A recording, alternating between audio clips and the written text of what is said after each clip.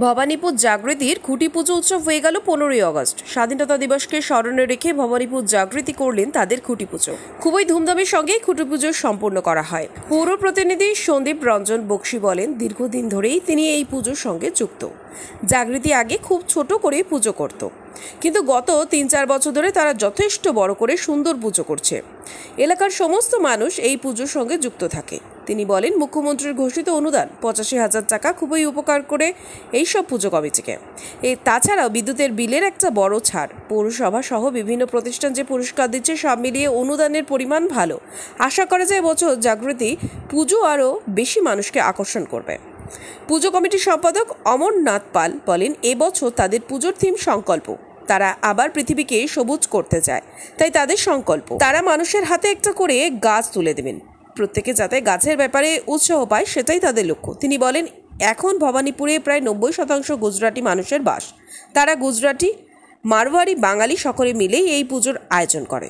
2024-এর বিষয় ভাবনার মধ্যে 59তম বর্ষে জাগৃতির তরফ থেকে আমাদের যে নিবেদনটা থাকছে তার নাম হচ্ছে সংকল্প।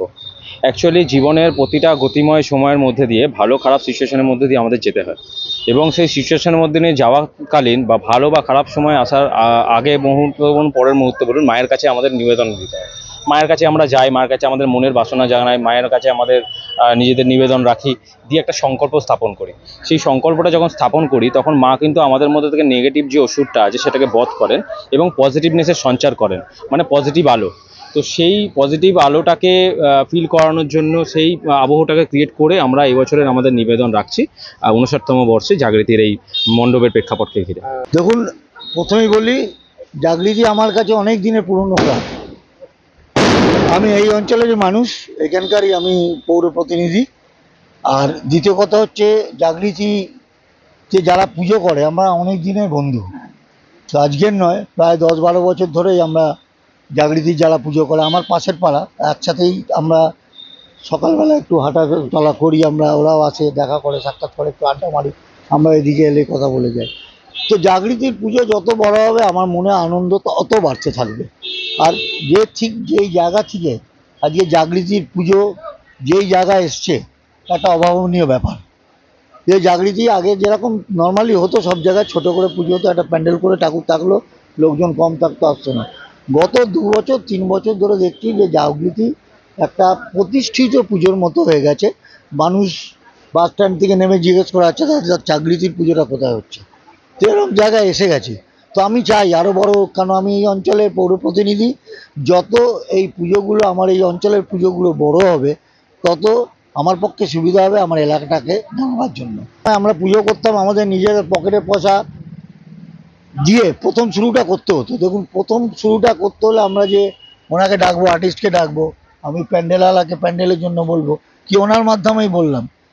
এরকম করার জন্য আগে আমরা যখন পুজো করতাম, আমরা তো এখন ভেটারেন হয়ে গেছি যেখানে পুজো করি, তো আমাদের পকেটের পয়সা দিয়ে কেউ 5,000, কেউ 10,000, কেউ 15,000 দিয়ে একটা ক্যাপিটাল তৈরি করে নিয়ে তারপর করতাম। কারণ আমরা রাজনৈতিক মানুষ, সারা বছর ধরে ওই সার্কেলিং ব্যাপারে পয়সা রেখে সেই পয়সা জমবে, তারপর তার অ্যাডভান্স দেওয়ার জন্য রাখবে, এরমভাবে হয় না। তো আমরা পকেট থেকে পয়সা করে সবাইকে অ্যাডভান্স করে দিতাম, তারপর চাঁদা তুলে যেরমভাবে হোক আমার পয়সা করে পুজো করতাম। সেই ব্যাপারটা মমতা দিয়ে আসার পর বন্ধ হয়ে গেছে। কারণ এই যে 85,000 টাকা এবছর দিয়েছেন, 80,000 টাকা না 85 দিয়েছে, তো এইটা মানে একটা মানসিক জোর। প্রত্যেকটা পুজো, যারা ছোট পুজো বিশেষ করে তাদের একটা মানসিক জোর কিছু না হোক 85,000 তো আছে। তো সেইটাকে দাঁড় করে দিয়েছে।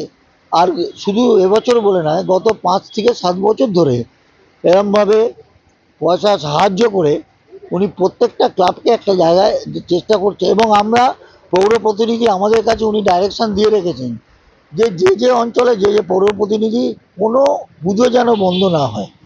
পুজো বন্ধের উপক্রম হলে নিজেদের ক্লাব থেকে পয়সা দিয়ে অথবা নিজেরা পয়সা ব্যবস্থা করে সেই ক্লাবের পাশে দাঁড়াতে হবে। এবার 59th ইয়ারে পড়লাম।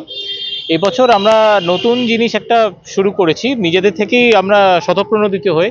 কারণ এত গরম, এত গাছ কাটা চারদিকে, সাংঘাতিক গরমের মধ্যে আমরা ভাবলাম যে পুজো তো করছি আমরা, তার সঙ্গে যদি আমরা গাছ বিতরণ করতে পারি তাহলে সামান্য হলেও একটা কিছু আমাদের অবদান থাকবে।